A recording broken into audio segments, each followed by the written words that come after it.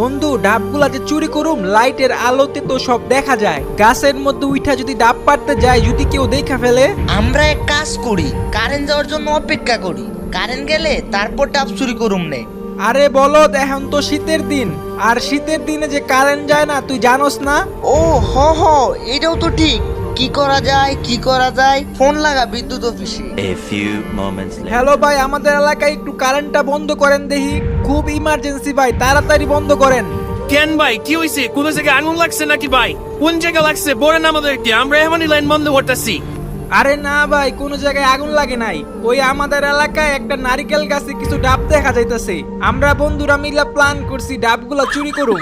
আপনি ভাই একটু কষ্ট করে কারেন্টটা বন্ধ করেন দেখি, কারেন্টের লেগে লাইটের আলোতে সব দেখা যায়, এর জন্য আমরা ডাবগুলা চুরি করতে পারতাছি না, আপনি একটু লাইটটা বন্ধ করেন।